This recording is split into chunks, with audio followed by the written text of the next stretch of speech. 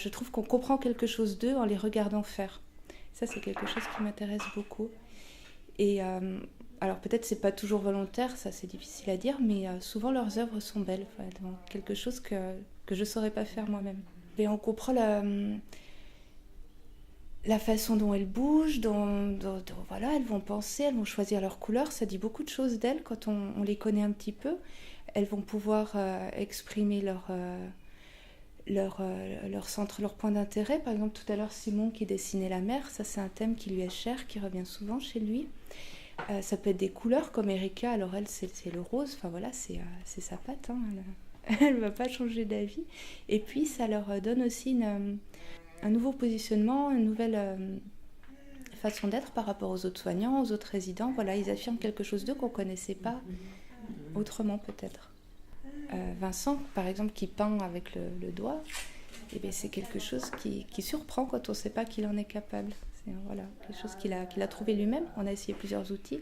Et tout d'un coup, c'est ça qui lui a convenu. Et voilà, c'est lui qui s'est mis à peindre de cette façon. Pour chaque personne, il y a une approche qui est différente. Et on va essayer de trouver Enfin, moi, je suis là pour leur faciliter le travail en quelque sorte et les aider à pouvoir s'exprimer, à faire quelque chose. Donc du coup, ils sont auteurs de leur travail de la façon la plus autonome possible. Enfin, on tend vers ça. En fait, c'est comme apprendre à dessiner pour un jeune enfant des fois. On repasse par les mêmes étapes. La trace laissée par l'outil, pour nous, ça nous semble évident. Je prends un crayon, j'écris, je fais un trait, je prends une règle. Mais voilà, il faut faire le lien entre le geste et ce qui reste sur le support. C'est des choses qui s'apprennent aussi. Et après, il y a la question de maîtriser le geste. Donc les tout petits enfants, ils passent par des traits, des cercles, des assemblages de ces deux éléments, mais c'est un peu par ça qu'on passe aussi des fois. Et chacun a son style graphique, on pourrait dire. Certains, c'est des grands gestes, d'autres, c'est des petites virgules, des petites choses comme ça. Et voilà, là, je vais essayer aussi de les amener à varier dans le temps. Peut-être à investir davantage le support, parce que souvent la personne, elle va dessiner juste devant elle, au plus près, parce que c'est plus facile. C'est un effort pour certains de tendre le bras jusqu'à l'autre bout de la feuille. Donc ça va être ça. Et puis après, essayer de faire l'effort de tendre le bras pour aller un peu plus loin. On gagne du terrain, on gagne en variété dans le geste aussi. Mais c'est très long tout ça, hein, c'est pas en 1 heure. Et les féliciter, c'est important. C'est aussi cet échange qui est important au-delà de juste le dessin, la peinture qu'on va faire dans l'heure. C'est un métier que je fais avec beaucoup de plaisir. J'ai presque pas l'impression de travailler. Je devrais peut-être pas dire ça, mais c'est vraiment un grand plaisir pour moi de les accompagner et de pouvoir leur apporter quelque chose quand même, je pense, avec ce que je sais faire de mieux, quoi, de dessiner, de peindre. Voilà. Je suis contente de partager ça avec eux. Le fait aussi qu'on participe à faire quelque chose de beau, de joli, enfin, c'est du positif en fait. Ça, c'est des personnes qui sont tellement uniques, qui vont traiter l'information tellement chacune à leur façon, que je pense que quand on a un regard artistique, c'est vraiment passionnant. Alors, moi, dans le domaine qui est le mien ici de l'art-thérapie, c'est des personnes qui ont des façons de faire, des propositions qui seront esthétiquement tout à fait incroyables, quoi, vraiment intéressantes. Ça, c'est quelque chose qui m'intéresse aussi dans ma pratique artistique, oui. Et là, il y a peut-être effectivement un aller-retour. Je gagne ça aussi en les accompagnant, ouais. C'est déjà des personnes qui nous encouragent à une tolérance, à une ouverture d'esprit, à aller vers l'autre. Enfin, c'est des valeurs qui sont fortes dans ces métiers-là aussi. On ne peut pas les accompagner sans être porteur de ces valeurs. Et voilà, une volonté de partager, d'aider, d'empathie. Je ne dis pas que c'est toujours facile, hein, c'est pas vrai. Mais il y a des petits moments comme ça, dans une journée, dans une carrière, qui sont des moments magiques, quoi, vraiment, des grands moments d'humanité. C'est des mots qui sont peut-être un peu galvaudés, mais on touche à ça des fois, c'est bien. Merci encore une fois.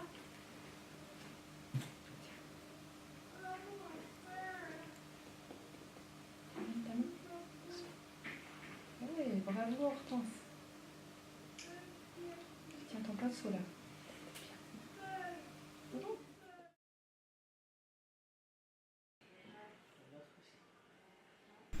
Déjà, nous, on veille surtout au bien-être de la personne. Après, nous, on intervient surtout au niveau physique, moteur, mais toujours d'une façon très, très douce. Nous, on travaille davantage tout ce qui c'est les mobilisations, etc. On veille aussi pour qu'ils aient des adaptés. Notre but, c'est surtout qu'ils arrivent à faire des activités de la vie quotidienne, les aider à se tenir bien droit pour qu'ils puissent manger tout seuls, par exemple.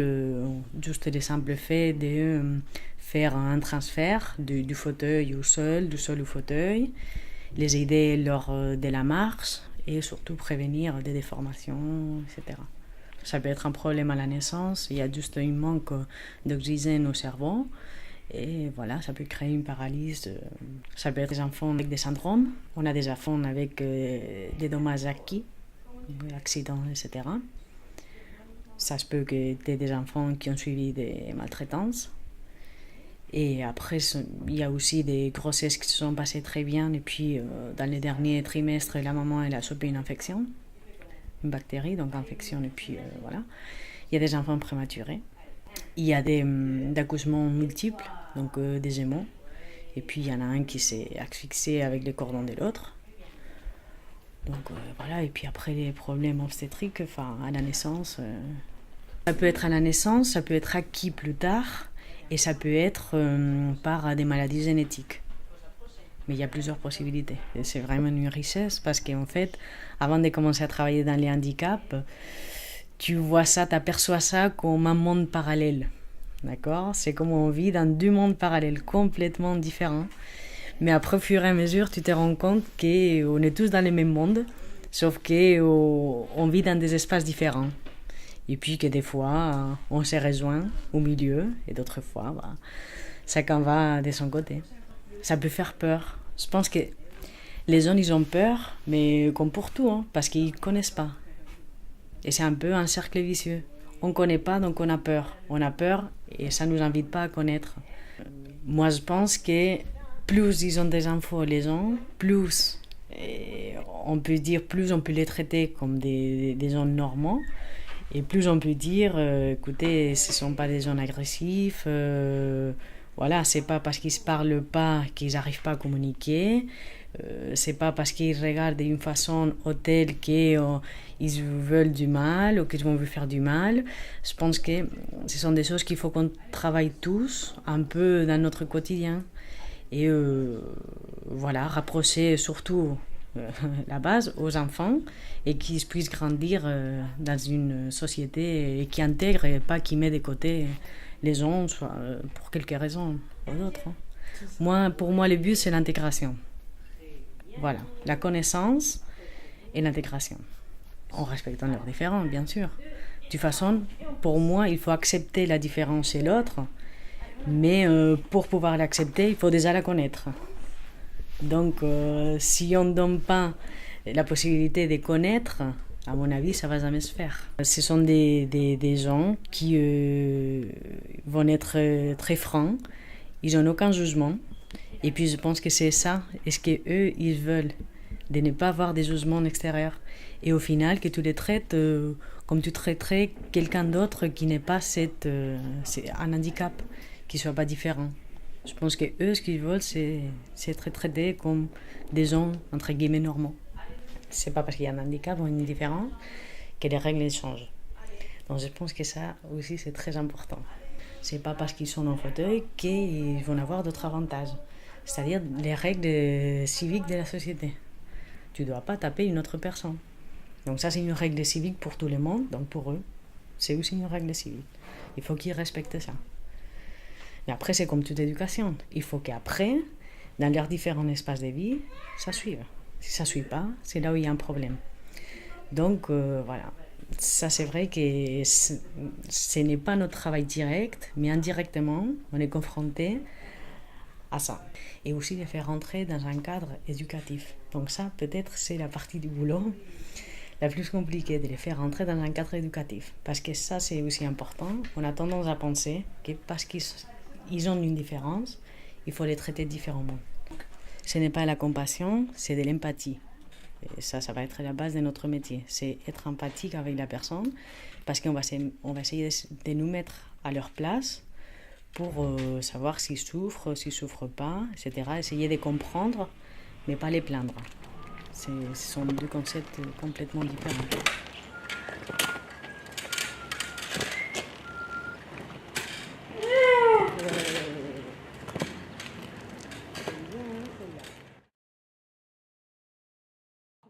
Donc je suis arrivée dans ce milieu que je ne connaissais absolument pas, qu'on avait très peu vu lors de nos études. Et pendant 15 jours, je me suis demandé si j'allais rester ou partir parce que j'avais l'impression d'être sur la planète Mars. Et j'ai fait le choix de rester et depuis, ça fait 25 ans que je travaille dans ce milieu, en tant que kiné. Et j'en changerai pas. Ce que j'aime beaucoup dans ce travail, c'est qu'en fait, on n'est pas cloisonné, c'est vraiment une approche globale. C'est-à-dire que, en tant que kiné, on peut aussi faire des gâteaux. Et que c'est une communication, c'est travailler aussi le mouvement, la relation à l'autre. Et au niveau du polyhandicap, c'est vraiment c'est rentrer en contact, les observer, c'est beaucoup de travail de toucher, de relation. Alors c'est un peu compliqué à comprendre pour les gens qui ne sont pas dans le milieu, mais c'est très passionnant, quoi. Voilà, parce que c'est vrai qu'eux aussi me voient dans un milieu différent de la salle de kiné. Donc c'est forcément des relations qui se nouent. Après, ces jeunes qui sont là, je les connais depuis 20 ans, puisque je les ai connus à l'IEM à l'époque. Et ça permet aussi de garder une relation avec eux, parce que eux, ils sont sur la masse. Pour le moment, je n'interviens pas sur la masse. Et ça me permet aussi de rester en contact avec eux, de plaisanter, C'est vrai que pendant l'année, c'est plus compliqué parce qu'on a quand même des plannings qui sont un peu plus remplis. Et c'est pour ça qu'on profite des vacances scolaires ou des périodes d'activité ou de moindre activité pour faire des choses différentes avec eux. Un gâteau au chocolat, mon gâteau au chocolat, la 8e merveille du monde. C'est comme ça. Alors, la recette top secret, je ne la donne qu'à quelques initiés, c'est tout. Alors, demain, nous recevons des musiciens, un pianiste et un violoncelliste qui viennent donner un petit concert. Mais là, je crois que je vais passer la main à Célestine parce que c'est elle qui a organisé ça et je pense qu'elle saura mieux en parler que moi. Non, Viens me souffler à l'oreille. Non, ça enregistre là. Viens me souffler à l'oreille. Dans le cadre du Festival international de Biarritz, des musiciens viennent ici jouer 2 musiciens cette année. Et c'est une chance, parce que normalement c'est quand même là, c'est 2 fois qu'ils viennent. L'année dernière, c'était un pianiste. Et cette année, comme on est bien gâtés, c'est un pianiste et un violoncelliste. Voilà. Comme on les accueille, c'est ça, oui. Comme on les accueille, eux ils jouent et nous on fait des gâteaux, on les reçoit parce qu'autrement s'ils viennent que pour jouer, et c'est pas pareil. Je veux dire, là on les attend, on se prépare, tout le monde sait qu'il y a le concert demain.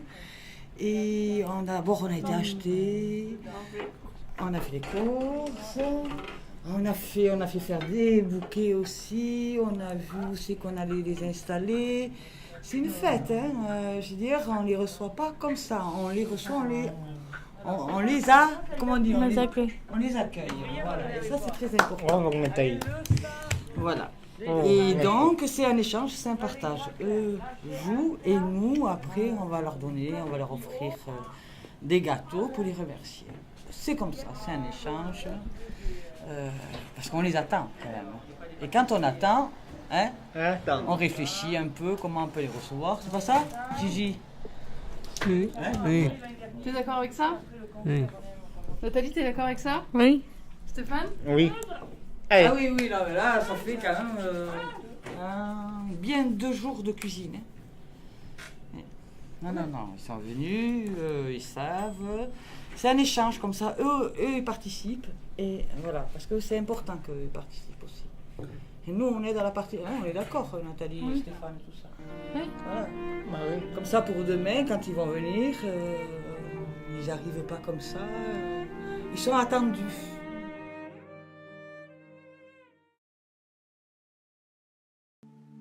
C'est toujours la question, c'est quoi la psychomotricité? C'est très compliqué à définir. C'est essayer de stimuler la personne en fonction de son passé, en fonction de ce qui lui plaît, en fonction de ses désirs, et essayer voilà, de travailler au niveau du tonus, essayer voilà, d'apporter une relaxation. Après, pour ceux qui sont dans le mouvement, c'est essayer de créer quand même des échanges, créer une communication qui peut être non-verbale aussi, parce que soit pour le handicap, il n'y a pas de langage.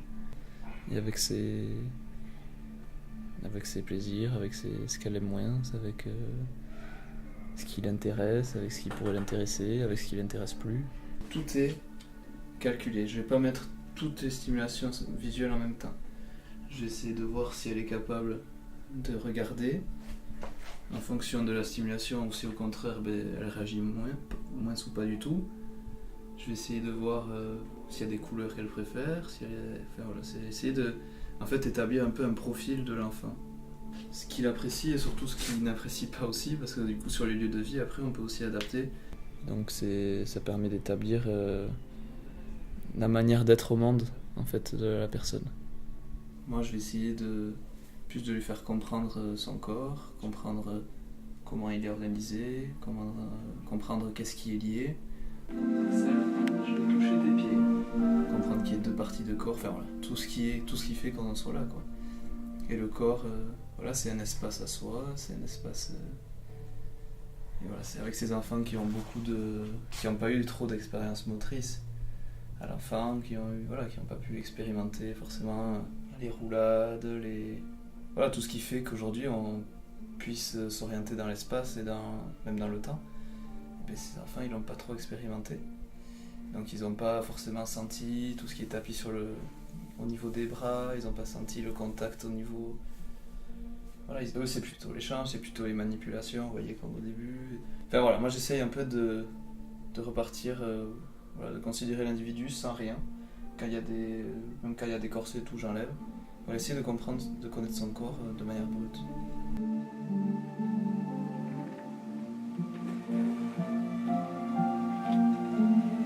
Je le laisse dessus.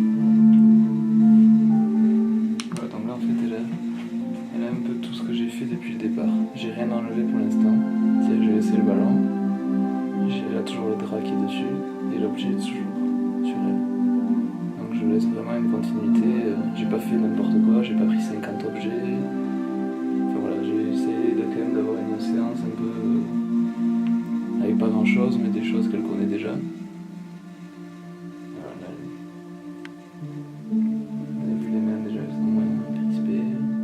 J'utilise souvent des médiateurs en fait, parce que ces enfants souvent il y a des contacts peau à peau. Peau à peau on les prend directement. Et sans forcément, voilà, nous on nous prendrait comme ça, on serait peut-être surpris. Eux c'est leur quotidien. Mais moi j'essaie justement de mettre par exemple des ballons entre nous, différents ballons pour ensuite faire varier la pression, faire varier la vitesse. La base de la psychomotricité auprès des enfants c'est quand même le jeu. C'est la thérapie par le jeu. Et moi je considère avant tout la personne comme un sujet. Pour moi on est tous handicapés dans quelque chose, c'est plus voyant. Et le handicap je le mets pas du tout au premier plan. Je regarde plus ce qui est là plutôt que ce qui est pas là.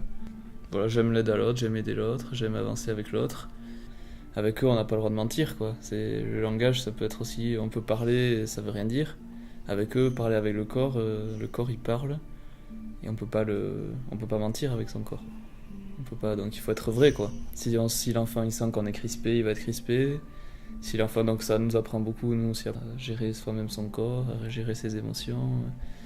Voilà, enfin pour faire une séance de psychomotricité, il faut être prêt quoi. On n'a pas le droit de penser à autre chose, il faut être présent dans l'instant quoi.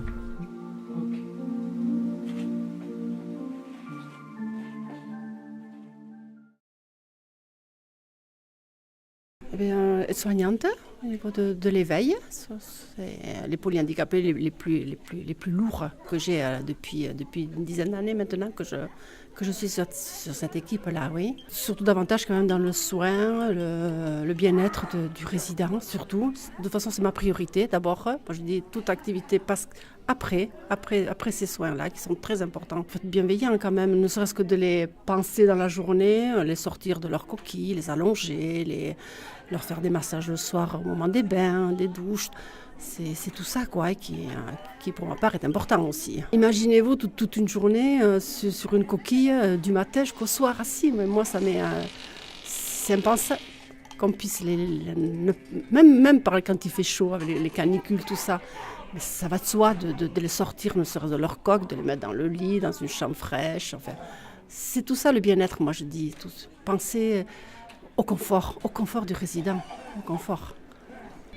Parce que je me mets moi à leur place, j'imagine, peut-être mon enfant comme ça. Et puis je sais pas, j'ai l'impression que je ressens, il me semble que ressentir ce qui... Tout de suite, nous on remarque quand un résident ne va pas bien, hein, quand il est douloureux, quand il... Ah ouais, sur le visage, tout se lit sur un visage, dans les yeux, tout à fait, ouais, complètement. Moi j'ai eu le cas, et c'est pourtant une monitrice qui est partie être soignante aussi, j'aurais jamais pensé à un résident qui vous le voyez comme ça, n'ont pas grand-chose. Et quand cette soignante est partie, le soir je le douchais, puis j'étais là, alors Anne-Marie qui est partie, je dis ça fait bizarre et tout. Et puis je le vois tout d'un coup, je ne vois pas une larme qui coulait. Ah, je lui dis, dis donc, mais t'es triste à ce point, je lui dis. Et alors là, il a effondré. Mais voilà, on n'aurait jamais pensé, et ça m'a touchée, mais alors un point, j'aurais jamais cru que de ce résident, il puisse avoir cet émoi comme ça. Hein. Une fois, on était au bord de la plage, je connais cette personne en plus qui me dit, mais dans quel intérêt vous les sortez? Mais qu'est-ce que vous pensez qu'ils y trouvent dans cette sortie? Oh, alors là, voilà, j'avais dit, mais arrêtez, je dis, mais vous imaginez pas, ne serait-ce que... Voilà, ces vagues qu'ils entendent, ce petit vent, je sais pas, sortir d'établissement, tout ça. Et bien voilà, la personne a trouvé qu'il n'y avait aucun intérêt à ce qu'on les sorte. Mais c'est voilà. Ah non, mais je comprends pas, j'ai pas compris. Je me suis dit, mais un jour, toi, j'espère, s'il peut t'arriver la même chose, tu peux avoir un petit-fils, une petite fille, on ne sait pas ce qui peut nous arriver même chez soi-même. Comment on peut penser des choses pareilles, quoi, hein, c'est... que moi j'ai toujours été pour les sortir, j'ai aucune honte, je veux dire, ils sont comme ça, il faut faire avec. 42 ans, je sais pas, mais j'ai pas vu le temps passer et j'ai toujours aimé ce que j'ai fait. Je suis jamais venue avec un nœud travailler moi, jamais, jamais, jamais. Toujours avec plaisir, toujours. Et je les aime, enfin je sais pas comment expliquer, je sais pas, il se crée un lien pas possible quoi, c'est comme ça, c'est naturel, ça s'explique pas. Je vais vous demander de vous présenter à Laetitia avec votre instrument. Moi, je vais commencer déjà.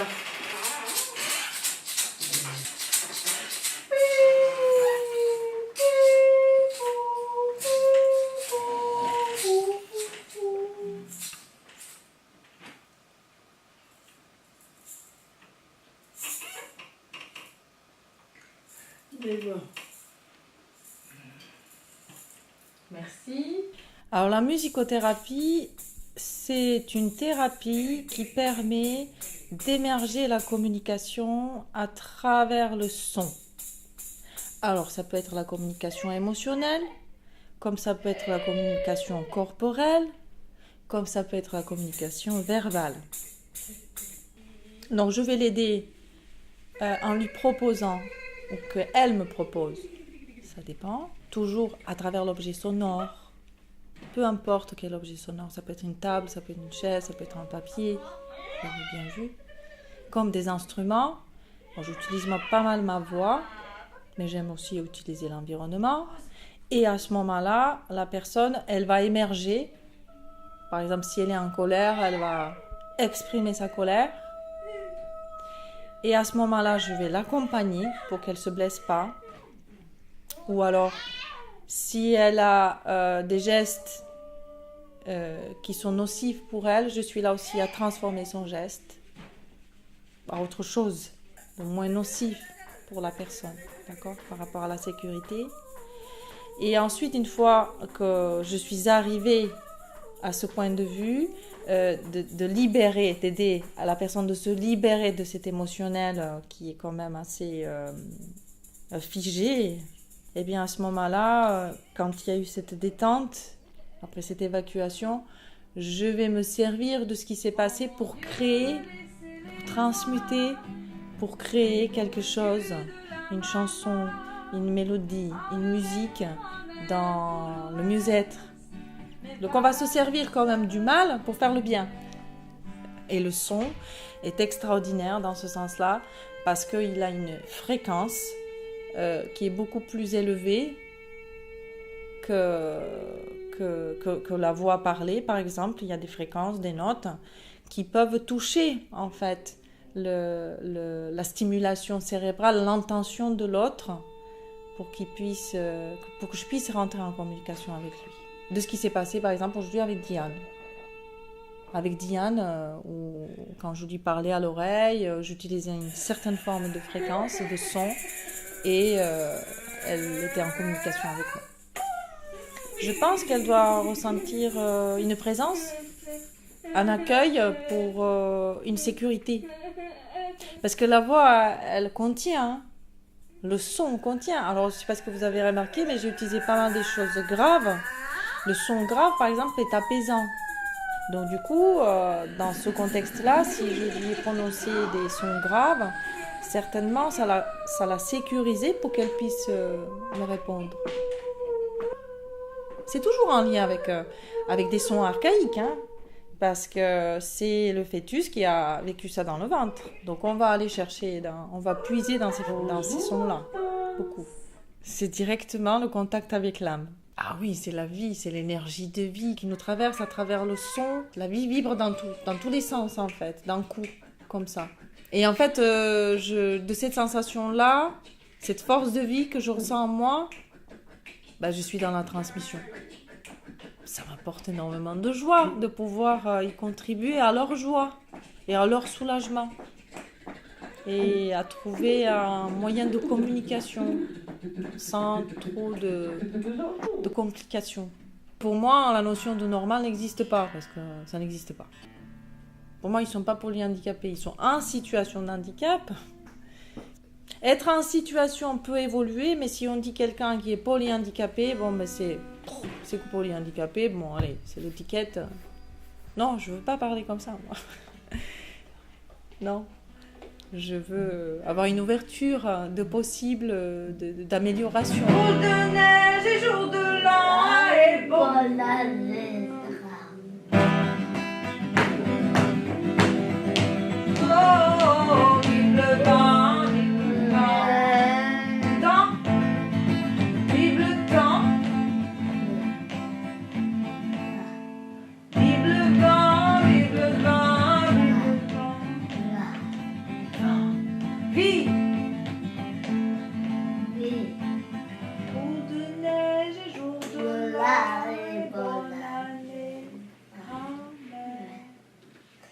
Et est-ce que je peux te passer les châtaignes et m'emmener ici? L'inconnu. Moi, à l'hôpital, j'étais un peu dans tous les services et il me manquait en fait ce domaine-là au niveau de la kiné. Et ce milieu du polyhandicap, oui, c'est quelque chose qui... En fait, quand j'étais jeune, j'en avais peur. Le regard que nous, on pouvait porter quand on était gamin sur des personnes différentes. Et le fait de ne pas connaître, ça m'a donné envie de me rapprocher d'eux.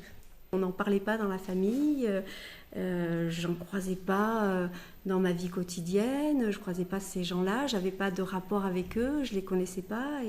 Et le fait, voilà, j'avais envie de les connaître. Ce qui m'a le plus surpris ici, c'est deux choses. C'est de voir des jeunes en situation de handicap qui ne peuvent pas parler, qui ne peuvent pas manger tout seuls, se laver tout seuls, marcher, mais qui peuvent conduire leur fauteuil électrique avec la tête. Alors ça, je trouvais ça super, quoi, magnifique. Je me disais, mais eux, c'est leur autonomie. Alors, donc ça m'avait vraiment, vraiment surpris, dans le bon sens. Hein, et après, c'était la relation entre les accompagnants et les jeunes polyhandicapés qui ne parlent pas. J'arrivais pas à comprendre comment on pouvait rentrer en relation avec des gens en situation de handicap qui n'ont pas la parole. Je ne pensais pas que je pourrais aussi arriver un jour à communiquer avec ces enfants-là. Et c'est vraiment unique à chaque jeune Ils ont chacun leur communication non verbale, comme on dit. Il y a des jeunes, quand ils vont lever les yeux vers le haut, je pense à une jeune qui est à la masse, c'est oui. Il y a une autre jeune sur l'éducation, quand elle va lever les yeux vers le haut, c'est non. Donc chacun a en fait son mode de communication. Et ses expressions au niveau du visage, ses façons ses petits cris, ou ses expressions au niveau du corps, quand ils vont être très agités. Moi, j'ai pas la passion de mon métier. Je fais de la kiné, oui, je vais les faire marcher, je vais les mobiliser, je vais les masser, mais c'est pas ça qui me plaît dans mon métier. Moi, mon métier, c'est le relationnel avec ces enfants-là. Chaque enfant est unique, donc oui, c'est plus riche parce que c'est plus compliqué de rentrer en relation avec ces enfants-là. Mais en tous les cas, c'est ce qui me plaît dans mon métier. C'est pas la kiné. Là, on est dans une prise en charge qui est complètement différente du milieu hospitalier, du centre de rééducation ou du libéral. On fait notre rééducation, mais on a une autre approche avec ces jeunes-là. Déjà, je ne sais pas si vous avez remarqué, on n'a pas de blouse quand on travaille. Donc déjà, pour moi, c'est un lieu de vie, c'est pas un centre de rééducation. Oui, on leur prodigue des soins, des rééducations, mais c'est plus un lieu de vie. Beaucoup le jeu et puis l'observation. Si, par exemple, aujourd'hui, je vois qu'il est plus disposé, qu'il est plus dans une position assise, mais on va plutôt favoriser les jeux assis. Ou si je vois qu'il est plus fatigué, je vais le mettre plutôt en position allongée sur le ballon. C'est suivant aussi comment lui il est ce jour-là. Quand il va être dans une situation un peu d'excitation où il a envie de bouger, je vais le mettre sur le vélo flèche. Parce que je sais que là, ça va canaliser son énergie. Je ne vais pas le mettre à plat ventre ou lui masser les jambes s'il est en pleine excitation. Au contraire, je vais proposer quelque chose qui lui permette de se divertir et au niveau de ses capacités motrices, de pouvoir faire quelque chose. Je pense qu'on est plus à l'écoute et on est plus dans l'observation de ces enfants-là parce qu'ils ne peuvent pas nous dire leur état ou ce qu'ils ont envie de faire, ce qu'ils n'ont pas envie de faire. Tandis qu'un enfant qui a la parole, il pourra vous le dire. Mais ce qui est important, c'est de les sortir de leur installation assise. Parce qu'ils sont toute la journée assis dans leur corps et siège. Donc même le fait juste de les allonger sur leur tapis, sur un tapis de rééducation, sur la table, ou même de les mettre debout, ça leur change complètement les appuis, c'est une autre posture et ça leur permet de changer de position.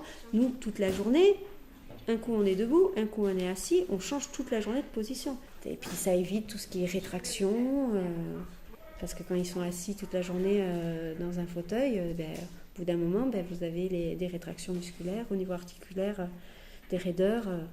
Mais moi, j'ai pas cette vision-là des choses. C'est pas plus difficile que de travailler en usine ou d'être caissière. Nous, on leur apporte énormément de choses à ces enfants-là. Mais eux, ils nous apportent 10 fois plus. Parce que eux, en retour, on cherche pas la reconnaissance de la directrice ou des parents. Nous, c'est la reconnaissance avec ces enfants. C'est l'échange qu'on va avoir. Moi, j'ai besoin juste de ça. Non, pas du tout. Pas du tout. Non. Ouais, c'est vrai qu'il y a des gens qui me disent « moi, je pourrais pas faire ce que tu fais. » Je dis « Mais moi, je pourrais pas faire non plus, toi, ce que tu fais. » Il y a d'autres métiers dans lesquels, moi, j'excellerai pas. Et je pense qu'il faut pas... c'est les capacités de chacun. Voilà. Et nous, ici, pour moi, la première qualité qu'on doit avoir ici pour travailler avec ces jeunes-là, c'est avoir un bon relationnel. Si vous avez un bon relationnel, si vous êtes à l'écoute de l'autre, vous pouvez tout faire. Et moi, ce que je fais aujourd'hui, j'ai pas l'impression de faire quelque chose d'insurmontable. C'est mon métier. Et c'est ce pourquoi je suis faite. Avec les animaux, on travaille, déjà on cherche à apporter du bien-être, à favoriser le bien-être. Et une fois, en général, quand tu es bien, tu arrives à être acteur. Ce qui est hyper important. On favorise la communication, on cherche aussi à travailler le respect d'autrui, aussi bien vis-à-vis des résidents, mais aussi vis-à-vis des animaux. T'en as qui sont en demande, t'en as beaucoup qui, notamment à la masse, qui rentrent pas chez eux tous les week-ends, et c'est des moments pour eux de détente, de bien-être, des moments affectifs. Après, qu'est-ce que ça va apporter pour beaucoup, notamment Julien, t'as vu, ou Delphine, c'est le travail de la motricité, la détente des différents membres. Et là, c'est vrai que du coup, moi, je me suis mis depuis quelques temps à faire des petits jeux éducatifs, là, et je vois que ça leur plaît énormément, en fait. Là, oui, leur faire apprendre des choses sur les animaux. Voilà, qui est aussi un intérêt, qu'ils apprennent eux-mêmes le mode de vie des animaux, comment ils vivent, à quoi ça ressemble. Même si pour certains, je pense que ça restera abstrait parce que voilà, on n'en voit pas tous les jours. Bon, après, il y a aussi la télé, mais non, puis ça leur plaît de découvrir tout ça, les cris des animaux, leur façon de vivre, et je vois que ça les intéresse énormément en fait, donc c'est chouette. Pour moi, ce sont des personnes qui sont dans des établissements et qui n'ont pas accès à tout ce que nous, on peut avoir accès en tant que personnes valides, en fait. Donc c'est aussi leur faire découvrir le monde des animaux et voir tous les bénéfices que ça peut leur apporter. Et c'est vrai que pour moi, l'animal est un stimulateur tellement naturel et tellement fort que ça leur permet de découvrir de quoi ils sont capables, quoi. Et de découvrir aussi tout le côté affectif que ça peut avoir et tout ce que ça peut apporter. Ce qu'on recherche aussi, et c'est qu'en fait, ils passent du statut de soigné à soignant. Ils deviennent eux les acteurs et c'est eux qui prennent soin des animaux, c'est eux qui s'en occupent, c'est eux qui doivent les nourrir, qui doivent les brosser, qui doivent s'occuper d'eux, et c'est hyper important pour eux. Je pense que ça leur fait du bien et ça les valorise. Ça les valorise et puis ça aide à prendre confiance aussi.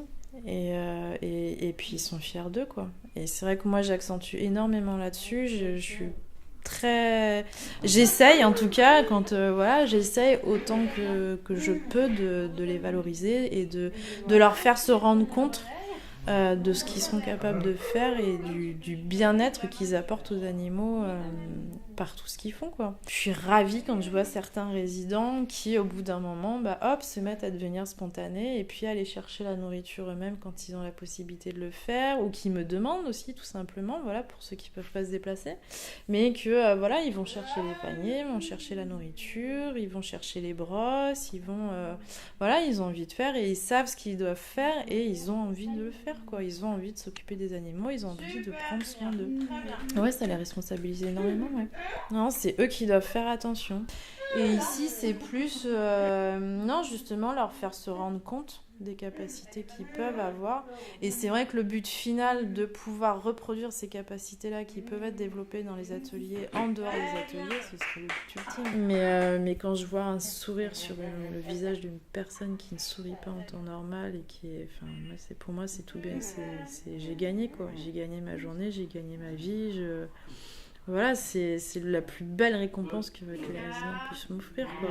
Quand je les vois tous là à table avec le sourire, rigoler, entendre une chouchou me dire « ça me fait du bien, je suis contente d'être là », pour moi c'est super, quoi. Ils m'apportent aussi de l'affection, de la joie, et du plaisir, vraiment beaucoup de plaisir.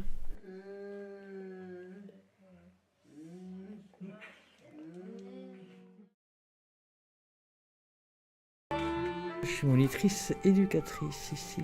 28 ans, le temps de rencontre et puis le temps d'explorer beaucoup, de voir dans un lieu où le soin prime, quelle part à l'éducatif. La rencontre se fait sur plusieurs années et pas sur quelques jours ou quelques mois, que ce soit avec des gens qui peuvent s'exprimer oralement, mais la plupart des personnes ici sont aphasiques, c'est-à-dire qu'ils ne peuvent pas s'exprimer. Ces personnes s'expriment par le biais surtout de l'expression corporelle, par les mimiques, par des cris. Et j'étais, et je le suis toujours, en éveil pour savoir aussi ce que me dit la personne au travers de ce qu'elle exprime physiquement. Parce qu'il y a une rencontre. Parce que s'il y a un regard, le regard fait partie beaucoup de notre rencontre. Si je vois que le corps s'ouvre, si je vois qu'il y a un échange au niveau du regard, je sens qu'il y a chez elle aussi un désir d'une possible rencontre. Si je n'ai pas la possibilité de voir ce qu'exprime son regard, il y a des gens qui ferment aussi leurs yeux. Là, je vais aller chercher des réponses au travers du contact, mais je vais poser la main, je vais vérifier Et j'aime beaucoup cette notion d'être en contact avec la personne. D'abord, je sens si elle me laisse faire, il me faut l'accord. Et ce travail-là, je vais le faire lentement.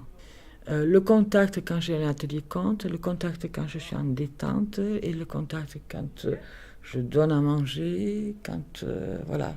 C'est comment on prend contact. Et ça s'apprend au fur et à mesure.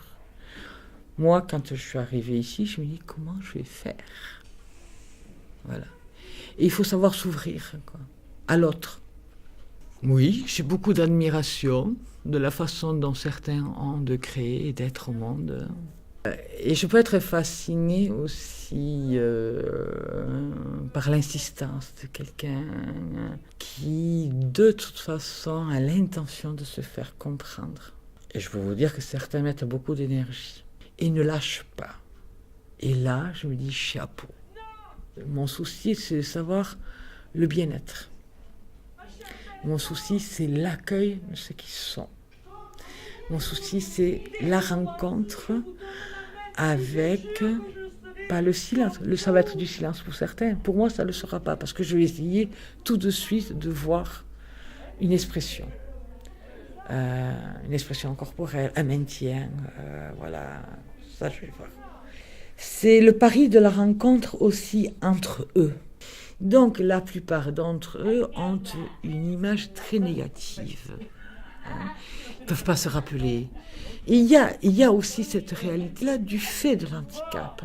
Donc je vais aller toujours, je vais aller lentement aussi et les rassurer. Je vais faire une courte lecture d'une semaine sur l'autre. Parce que je ne vais pas les mettre à mal. Ce qui m'intéresse, c'est de leur démontrer qu'ils peuvent se rappeler. Ils ont d'autres talents qu'ils ne le pensent. Pourquoi ils n'auraient pas des ongles manucurés comme tout le monde? C'est un atelier que je nomme manucure détente. C'est pas pareil que manucure. Manucure, là, ces personnes-là peuvent faire à force d'apprentissage, de bien-être, de confiance et autres. Voilà, le geste échappe moins. Ok.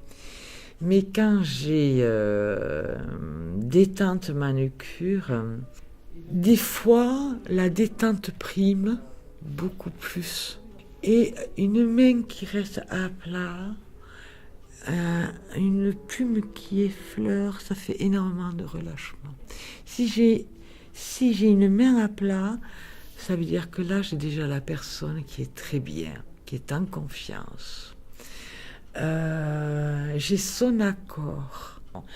Moi, je fais la détente avec des objets intermédiaires. Ça peut être une plume, ça peut être un rouleau de peinture, ça peut être des tissus, ça peut être des couvertures, ça peut, voilà, avec plus de lourdeur. J'ai des gens qui ne supportent pas le contact direct de ma main sur eux. Donc, il y a un peu d'imagination avec quoi on peut travailler. J'aime m'amuser. Et j'aime m'amuser avec eux. C'est ça, oui, vivant. Oui, c'est... on s'embête trop dans la vie, sinon. On est toujours en train de se plaindre.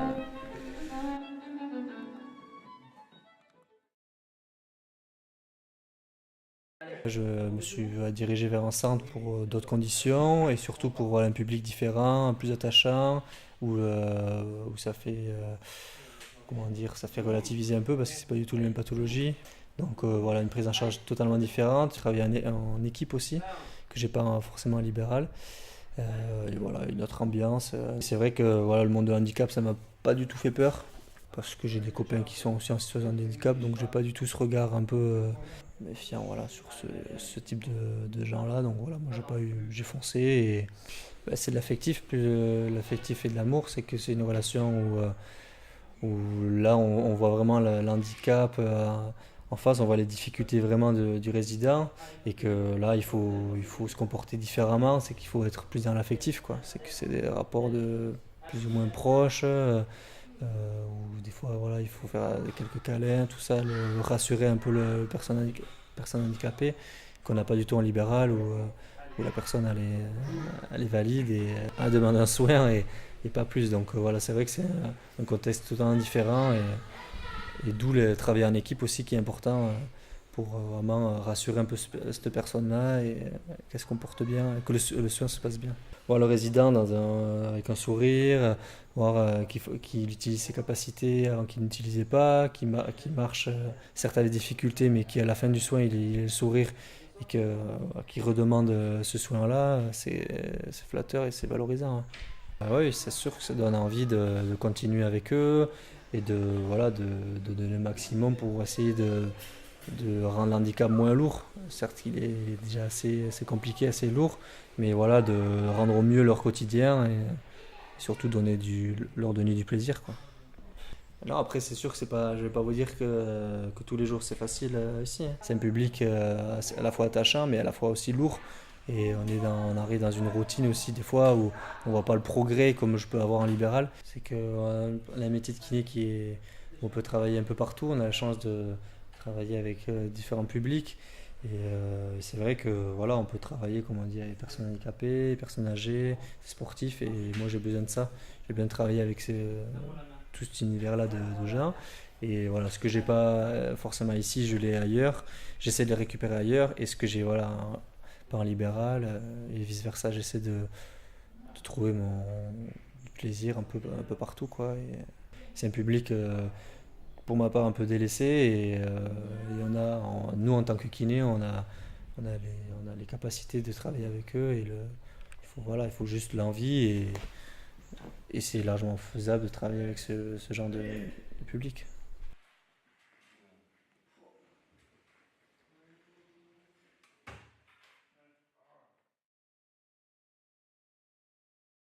Je pense que les gens s'imaginent qu'à partir du moment où on est dans un fauteuil, la vie s'arrête là, on ne peut plus rien faire.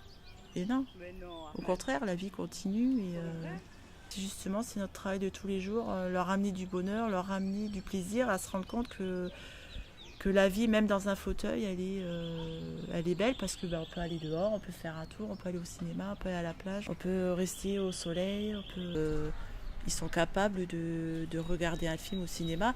Peut-être qu'ils n'ont peut-être pas compris à 100% l'histoire, mais au moins ils s'intéressent à l'image, ils s'intéressent aux couleurs, voilà. Et donc je sais pas, je pense que les gens ont pas un petit recul, alors que ils vont pas c'est pas contagieux, quoi. Le handicap, c'est pas, ça fait peut-être peur, mais je veux dire, c'est pas des monstres, c'est pas des personnes agressives. Elles pleurent, elles rient, voilà, donc c'est des personnes à part entière. Et les gens sont persuadés qu'ils n'ont pas de sentiments, pas d'âme, ou bien au contraire, ils en ont peut-être même plus que nous. Des moments d'émotion avec la musique. Ils ont leur vie, ils ont leur peine, leur joie, ils n'ont pas envie de manger, ils mangent pas, ils n'ont pas envie de fêter l'anniversaire, voilà, ils n'ont pas envie d'être avec les autres, ils ont envie d'aller faire un tour là-bas, ou au contraire, ils ont envie qu'il y ait du monde, voilà, c'est tous les jours, c'est différent. Il faut leur faire profiter de tout, de ce qu'on ferait nous et de ce qu'on n'aime ou pas, parce que c'est pas parce que moi je n'aime pas qu'eux ne doivent pas aimer. Voilà.